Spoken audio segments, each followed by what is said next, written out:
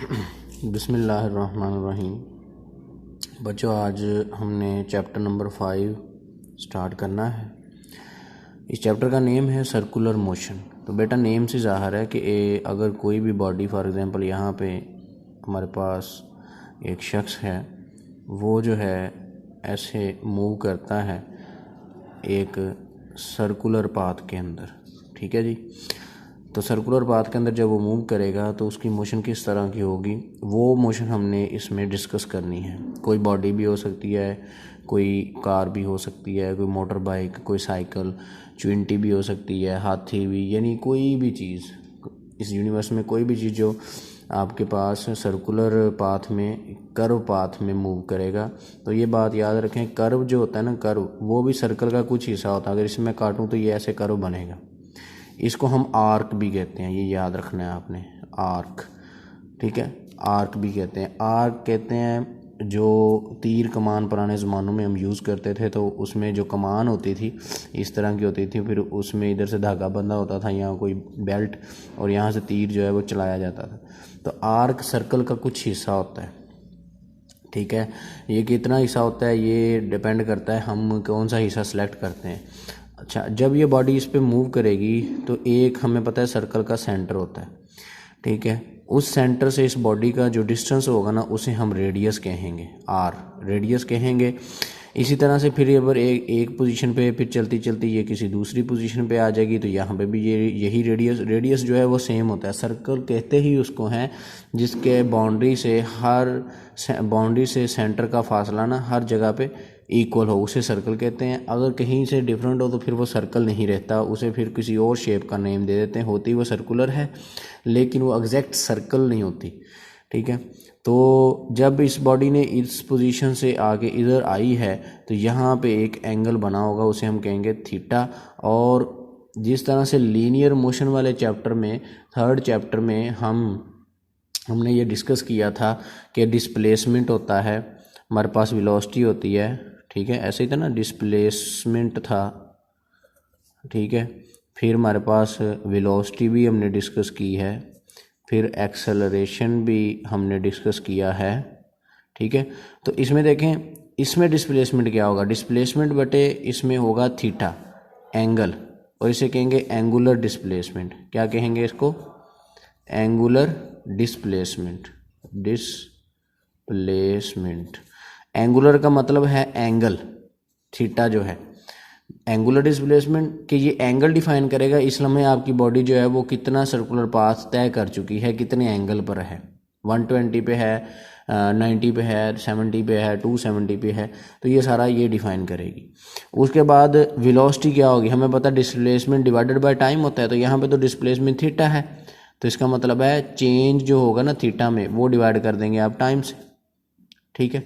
फिर एक्सेलरेशन क्या होगा, हमें पता है कि velocity divided by time acceleration होती है ना, velocity divided by time, velocity change जो होता है डिवाइडेड बाय टाइम जो होता है वही एक्सेलरेशन होता है। तो उसी तरह से जिस तरह से लीनियर मोशन के अंदर डेफिनेशन थी, उसी तरह सर्कुलर के अंदर है, लेकिन पैरामीटर डिफरेंट है। यहाँ पे डिस्प्लेसमेंट थीटा, वहाँ पे हम डी लेते होते थे, ठीक है, आर भी ले लेते थे, यहाँ पे आर रेडियस है, तो ये डिस्प्लेसमेंट। फिर इस बॉडी की डायरेक्शन जो होगी वो हम क्या लेंगे, ठीक है। तो बेटा जब इसकी दो टाइप्स हैं, अगर तो सर्कुलर मोशन है तो इसकी एक डायरेक्शन ये टेंजेंट बनती है, जब यहाँ पे बॉडी होगी तो इधर टेंजेंट बनेगा, जब यहाँ पे बॉडी होगी तो इधर टेंजेंट बनेगा, जब यहाँ पे बॉडी होगी तो इधर टेंजेंट बनेगा, जब यहाँ पे बॉडी होगी तो इधर टेंजेंट बनेगा, जब यहाँ पे बॉडी होगी तो इधर टेंजेंट बनेगा, यानी डायरेक्शन तो इस तरफ। लेकिन डायरेक्शन हमने लेनी है राइट हैंड रूल से। और बच्चे जब आप स्क्रू ड्राइवर के ज़रिए, स्क्रू ड्राइवर यानी पेचकस के ज़रिए किसी पेज को ओपन करते हैं तो पेज बाहर की तरफ आता है, जब क्लोज करते हैं तो अंदर की तरफ जाता है। तो आप टाइट करते हैं ऐसे एंटी क्लॉकवाइज टाइट करते हैं कि क्लॉकवाइज, हाँ क्लॉकवाइज टाइट करते हैं और एंटी क्लॉकवाइज उसे खोलते हैं। ये डायरेक्शन नहीं है बेटा, ये तो उसको ओपन और क्लोज करने की डायरेक्शन उसकी होगी एक्सिस के अलोंग। इसको हम रोटेशनल मोशन भी कह देते हैं। फिक्स्ड, जहाँ पे एक्सिस फिक्स हो जाएगा ना वहाँ पे आपकी मोशन जो है वो राइट हैंड रूल से हम फाइंड करेंगे। ये राइट हैंड रूल, हम फिंगर्स को ऐसे, फिंगर्स को जो है अपनी अगर ऐसे कर्ल करेंगे, अगर एक बॉडी इस पेंसिल के अराउंड जो है, यानी ये अगर मैं एक्सेस मान लें, इसके अराउंड जो है वो घूमना शुरू कर दे बॉडी, तो हम इसको हाथ में पकड़ेंगे तो ये फिंगर्स जो हैं वो बताएंगी। अगर आप क्लॉकवाइज जा रहे हैं तो ऐसे फिंगर रख लें, एंटी क्लॉक जा रहे हैं तो ऐसे फिंगर रख लें। तो आपका जो थंब होगा वो आपको क्या देगा, डायरेक्शन देगा। ठीक है, थंब जो है वो एंगुलर मोशन की डायरेक्शन देगा आपको। ठीक है, तो ये हम अभी डिस्कस करेंगे सारी चीज़ें। तो ये बेसिक कंसेप्ट था बच्चे। तो अभी हमारे सामने सर्कुलर मोशन है कि यहाँ पे लिखा है if a body moves along a circle path, इसे सर्कुलर मोशन कहते हैं। एग्जांपल दी हुई है, सैटेलाइट की मोशन है, electron moving around the nucleus. Atom के अंदर हमें पता है इलेक्ट्रॉन होता है, ये न्यूक्लियस, और न्यूक्लियस के गिर्द इलेक्ट्रॉन जो है वो ऐसे रिवॉल्व करता है। तो ये सर्कुलर मोशन है। आगे ये मैंने अभी आपको एग्जांपल भी दी थी। ठीक है, एग्जांपल हमने दी थी आपको मैंने कि अगर एक बॉडी, ये मैंने एक्स वाई प्लेन यहाँ पे बना हुआ है ना, एक्स और वाई, तो इसमें एक बॉडी जो है उसने इस पोजीशन पर थी P1 पर, फिर मूव करती करती P2 पे आ गई, और इसके दरमियान जो है ये छोटा सा डेल्टा जो है, ये मैं आगे आपके सामने कर देता हूँ डायग्राम, ये देखें। ठीक है, तो ये आपके पास डेल्टा थीटा आपके पास है। डेल्टा थीटा का मतलब है कि चेंज इन दी डिस्प्लेसमेंट। ठीक है ना, हाँ जी। तो ये देखें, इसमें एक बॉडी इधर से चला है, इधर आ गया, फिर इसमें जो चेंज आएगा डिस्प्लेसमेंट थीटा, वो डिस्प्लेसमेंट कहलाएगा, एंगुलर डिस्प्लेसमेंट। और आर ये है इसका रेडियस है। तो इसकी डेफिनेशन बच्चे आपने करनी है, पेपर में आती है। Angular displacement, the angle traced by a rotating body at the centre of a circle in a certain time is called angular displacement. तो क्या वही बात है कि एक पोजीशन से जब दूसरे पे जाएंगे तो कुछ ना कुछ एंगल तो बनेगा, उसी को हम एंगुलर डिस्प्लेसमेंट कहेंगे। ये नीचे उसने एक्सप्लेनेशन दी है, तो ये करने की ज़रूरत नहीं है, आपने जस्ट जो है एक्सप्लेनेशन ये पढ़नी है सिर्फ। तो याद आपने ये डेफिनेशन करनी है ये वाली। ठीक है, पढ़नी तो ये है कि P1 पोजीशन पे बॉडी था, फिर P2 पे था, फिर थोड़ा सा टाइम लगा, P2 पे जब चला गया तो आपका जो एंगुलर डिस्प्लेसमेंट है वो मेजर एंगल यानी किसके इक्वल आएगा, P1 P2। ये ट्राइंगल बनती है ना, अगर यहाँ पे मैं लाइन लगा दूँ तो ये ट्राइंगल बनती है। ठीक है, तो ये मेजर एंगल OP1 P2 बन जाएगी। तो बच्चे हमने छोटी क्लासेस में ये मेजर एंगल का पता, मेजर एंगल का मतलब है कि कितना एंगल सबटेंडेड है इसके कॉर्नर पे, यानी ट्राइंगल के कॉर्नर पे। उसके बाद है right hand rule. Right hand rule को भी बेटा हमने देखना है कि डायरेक्शन ऑफ डेल्टा थीटा, यानी जो एंगुलर डिस्प्लेसमेंट इसकी डायरेक्शन कौन देगा, हमें राइट हैंड रूल देगा। According to this rule curling the finger of right hand in the direction of rotation, जिस तरफ को बॉडी जा रहा है ना उस तरफ आपने फिंगर्स अपनी कर्ल कर लेनी है ऐसे। तो आपको जो थंब होगा ना वो डायरेक्शन देगा। जैसे अगर एक बॉडी इस तरफ को जा रहा था, मैंने ऐसे कर्ल कर ली, तो थंब ऊपर की तरफ है तो अपवर्ड डायरेक्शन है। फिर एक बॉडी जो है उस तरफ को जा रहा है यानी क्लॉकवाइज, तो ये देखें थंब नीचे की तरफ आ जाएगा, तो वो डायरेक्शन होगी। अब इसके यूनिट और डायमेंशन भी याद रखने हैं आपने। इसके यूनिट एंगुलर के हैं रेडियन, ये याद रखना है आपने, रेडियन इसके यूनिट MCQs के लिए। तो बच्चे रेडियन होता क्या है, रेडियन असल में जो आपके सेंटर पे, ये देखें यहाँ पे ये डायग्राम अच्छी बनी है, ये देखें जो थीटा आपके पास बना है ना, ये रेडियन 1 रेडियन के इक्वल होता है। ठीक है, यानी ये वो एंगल होता है जब ये वाला रेडियस और ये जो आर्क बनी है, मैंने बनाया है ना कि सर्कल का कुछ हिस्सा, आर्क जो बनी है, ये दोनों लेंथ में इक्वल हो जाए ना तो उसे हम 1 रेडियन कहते हैं। यही इधर लिखा हुआ है। ठीक है, 1 रेडियन किसके इक्वल होगा, जब एक बॉडी मूव करे और इतना मूव करे कि जितना सर्कल का रेडियस है ना, जितनी उसकी लेंथ है उतनी ही इस आर्क की लेंथ बन जाए। ठीक है, उसको हम 1 रेडियन कहेंगे। ठीक है जी। उसके बाद है हमारे पास कि डिग्री किसको कहते हैं। ठीक है जी, तो ये हमारे पास है कि डिग्री किसको कहते हैं। डिग्री बच्चे हमारे पास ये होता है कि जब एक सर्कल होता है, हमें पता है वो 360 डिग्री का होता है। ठीक है, तो इसमें लिखा हुआ है if a rotating body completes 1 revolution, अगर एक चक्कर बॉडी पूरी कर लेगी तो वो कितने डिग्री मुकम्मल करेगी, 360। तो बस यही इसकी डेफिनेशन है। ये देखें ना, अगर एक बॉडी जो एक पॉइंट से चलती है, ऐसे चलती चलती आती है और वापस इसी पॉइंट पे आ जाती है, तो इसने कितने मुकम्मल किए हैं, 360 डिग्री। तो ये सर्कल के डिग्री जो होते हैं वो 300, यानी 1 रेवोल्यूशन बराबर होता है 360 डिग्री के, ठीक है जी। तो 1 रेवोल्यूशन 360 डिग्री के बराबर होता है, ये याद रखना है। तो 1 डिग्री जो होता है वो 360वां पार्ट होता है, ये भी आप कह सकते हैं। एक सर्कल के 360 पार्ट बनते हैं। आ गया relation between linear and angular displacement. ये बच्चे आपने याद रखना है, S equal to are theta. हमने S equal to v t पढ़ा था ना, ठीक है। उसी तरह का ये रिलेशन है, सिर्फ आपने यहाँ पे बताना है कंसीडर एक आपके पास ये बॉडी जो देखें, यहाँ से ये बॉडी मूव किया इस पोजीशन से इस पोजीशन पे आया है, तो इसने एक आर्क लेंथ S कवर की है। ये कितनी आर्क लेंथ है? जितना रेडियस है, ठीक है। तो ये इसके इक्वल आ जाएगा। तो फिर आपके पास ये देखें ना, S जो है डायरेक्टली प्रोपोर्शनल टू किसके है? थीटा के। ये वाला आपने करना है मेथड, इसको करने वाला ये वाला करना है, दूसरा नहीं करना आपने, ये वाला मेथड करना है। ये आसान है कि हम कंसीडर करेंगे S directly proportional to theta, यानी जितना आप डिस्टेंस कवर करते जाएंगे उतना थीटा बढ़ता जाएगा, ठीक है। जितना डिस्टेंस कम करते जाएंगे उतना थीटा क्या होगा? कम होगा। तो हमें पता है प्रोपोर्शनैलिटी कांस्टेंट कोई ना कोई लगाना होता है, तो ये हम लिखेंगे सिंबल को ख़त्म करके S equal to constant into theta. लेकिन कांस्टेंट कौन सा लगाएंगे? एक ही चीज़ कांस्टेंट है, रेडियस हर जगह पे बराबर रहता है सर्कल में, रेडियस ये जो R है, तो इसलिए इधर R लगाना है। तो S equal to are theta आपने बच्चे याद रखना है, ठीक है। अच्छा, इससे नेक्स्ट बच्चे है relation between radian and degree. Relation between radian and degree के लिए बच्चे आपने कौन सा पोर्शन याद रखना है? ये याद रखें कि आपने यहाँ पे लिखना है कि जो 2 पाई रेडियन होता है ना, वो बराबर होता है 360 के। ये पार्ट करना है आपने, ठीक है। यानी जो आपका जब सर्कल ऐसे बनता है ना, तो ये हमें पता है, यहाँ से 0 इधर बनता है π/2 और इधर बनता है पाई, इधर बनता है 3π/2 और इधर जाके फिर बन जाता है 2 पाई। इसी तरह से ये 0 था, इसी तरह से इधर बनता है 90 डिग्री, इधर बनता है 180 डिग्री और इधर क्या बनता है 270 डिग्री और इधर क्या बनता है 360 डिग्री। यानी डिग्री में हो तो 360, रेडियन में हो तो 2 पाई। तो ये देखें इधर 2 पाई रेडियन इज इक्वल टू 360। आप रेडियन को इधर रहने दें, 1 रेडियन रह जाएगा, 2 पाई बटे में चला जाएगा और पाई की जगह 3.14 पुट करेंगे आप, 360 पे डिवाइड करेंगे तो 57.3 डिग्री आ जाएगा, ठीक है। तो ये आपके पास जो वैल्यू है, ये वैल्यू आपके पास MCQs में आती है। तो यहाँ पे आप पाई की वैल्यू कितनी पुट करेंगे? 3.14 इतनी पुट करेंगे, ठीक है ना। तो ये आपके पास 57.3 डिग्री आ जाएगा। अच्छा बच्चे, आगे है एंगुलर डिस्प्लेसमेंट। तो हमने डिफाइन कर लिया था कि angle subtended at the centre, जब कोई बॉडी सर्कुलर पाथ में मूव करती है, ये वाला, जब कोई बॉडी एक पोजीशन दूसरी पोजीशन पे जाती है तो जो सेंटर पे एंगल बनता है उसी को हम डिस्प्लेसमेंट एंगुलर कहते हैं। तो अब अगर एंगुलर वेलोसिटी क्या होगी? मैंने बता दिया था पहले ही आपको कि टाइम से डिवाइड कर दें आप डिस्प्लेसमेंट को, टाइम से डिवाइड कर दें।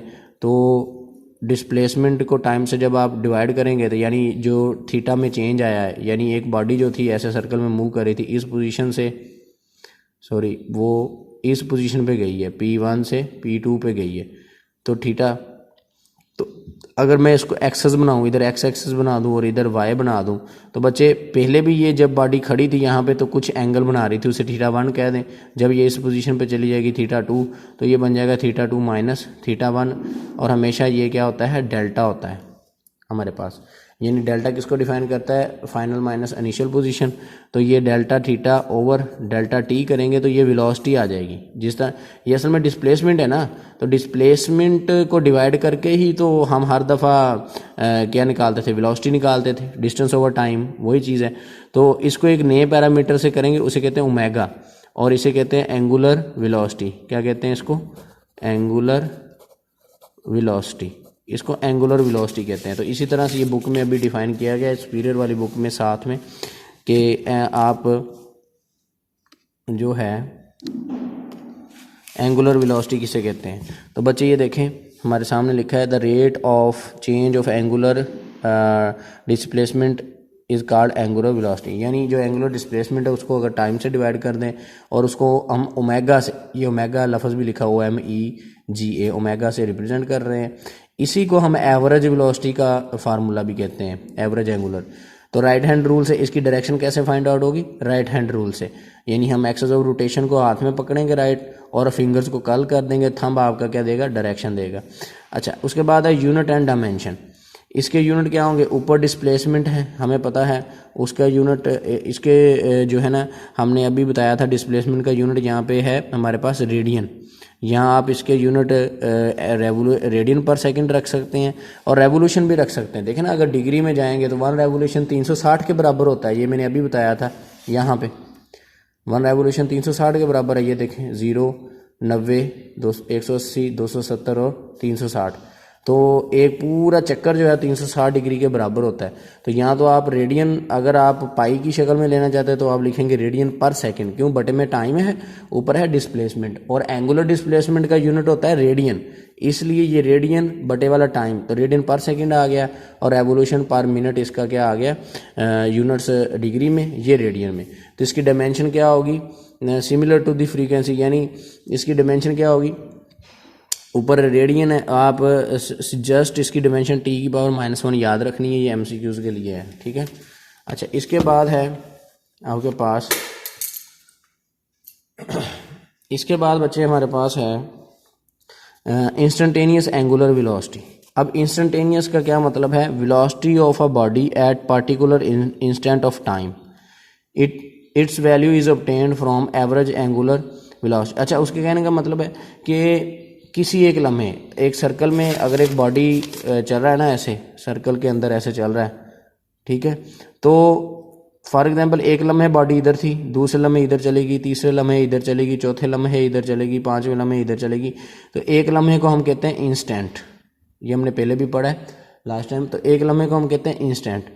तो इसका मतलब है कि जो इंस्टेंट के ऊपर वेलोसिटी होगी ना, उसे हम कहते हैं इंस्टेंटेनियस वेलोसिटी।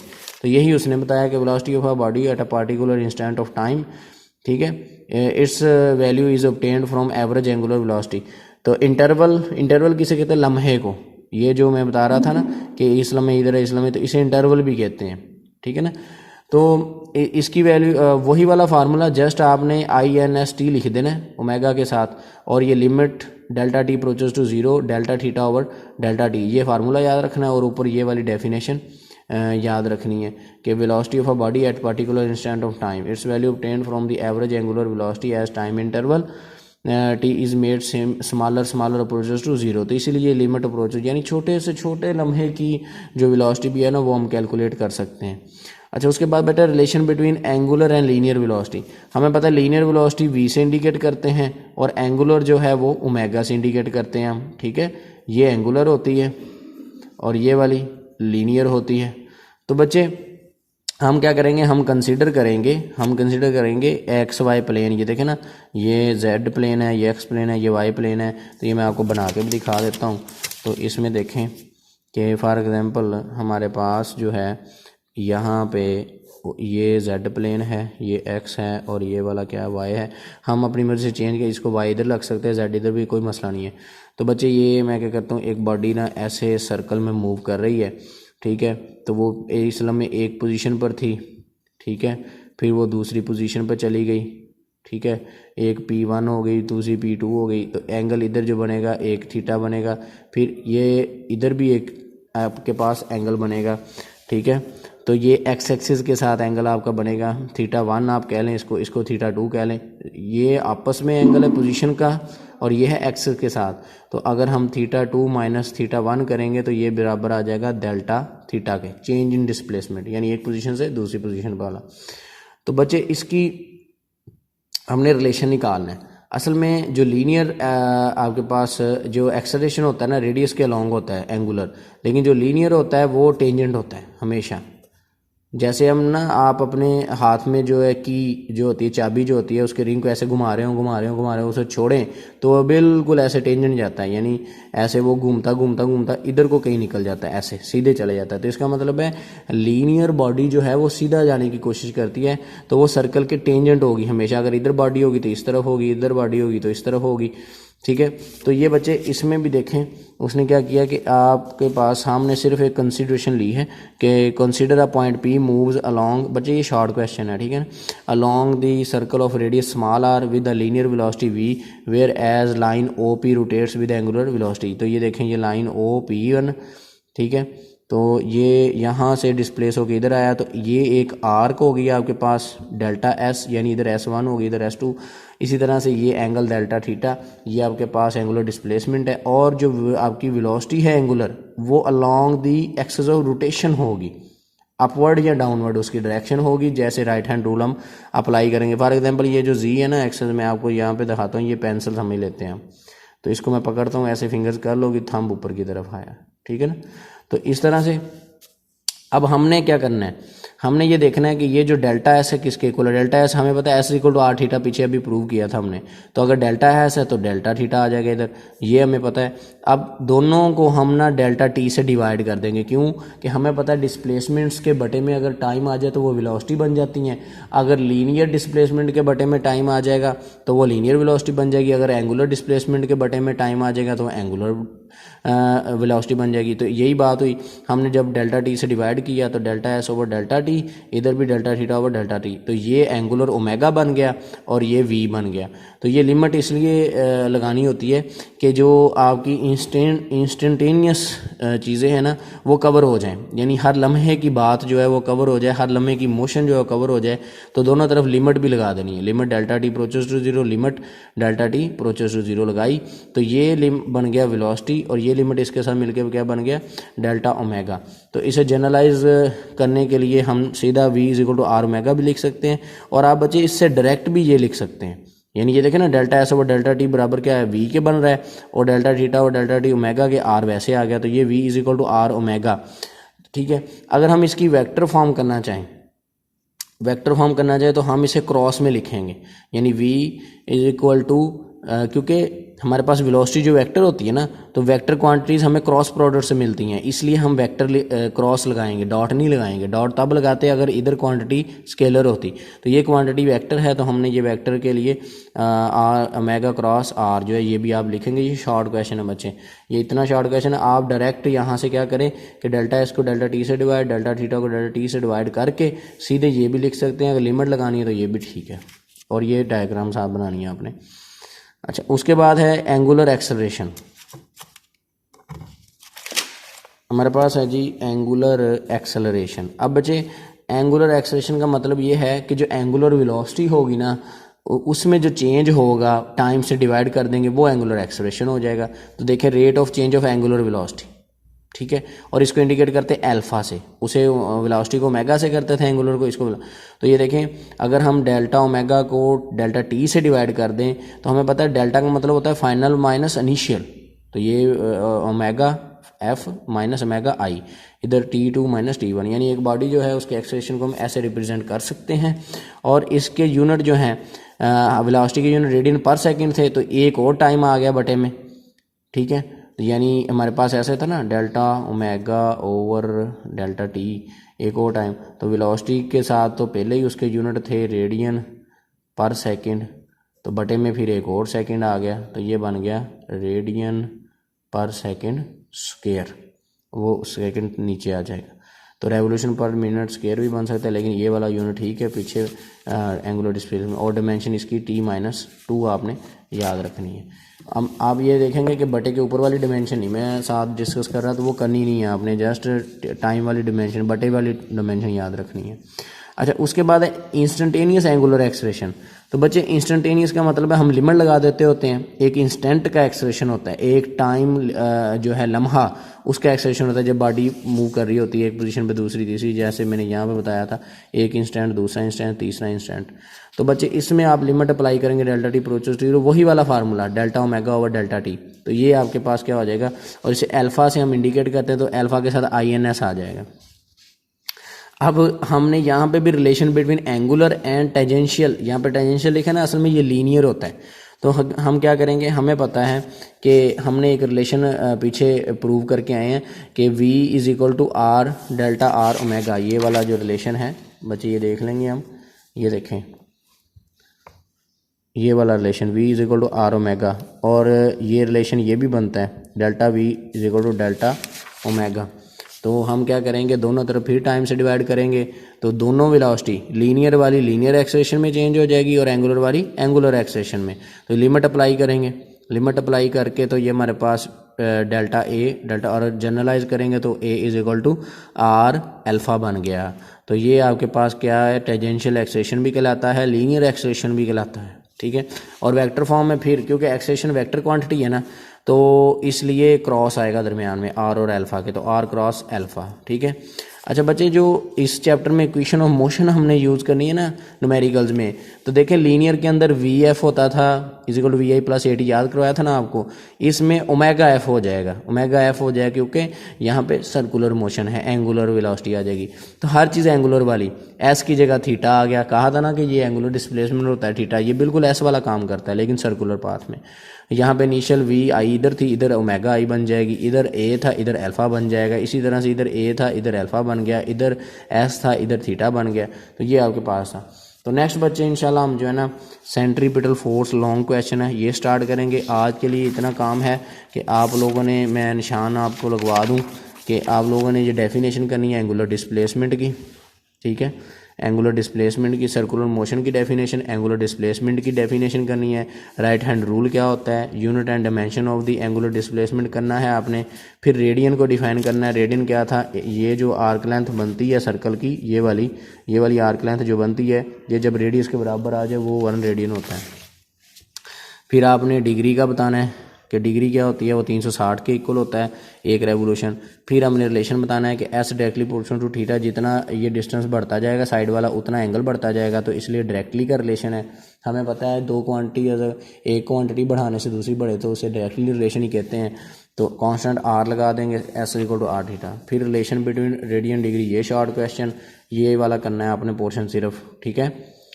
2 पाई रेडियन इज इक्वल टू 360, और जब 2 पाई बटे में आ जाएगा तो इसकी जगह 3.14 पुट करेंगे तो वैल्यू निकल आएगी।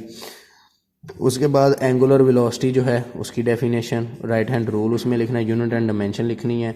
उसके बाद है इंस्टेंटेनियस एंगुलर वेलोसिटी हमने की है वो definition, relation between angular linear, बस S equal to are theta वाले को टी से डिवाइड कर देंगे तो वो लीनियर और एंगुलर में रिलेशन बन जाएगा।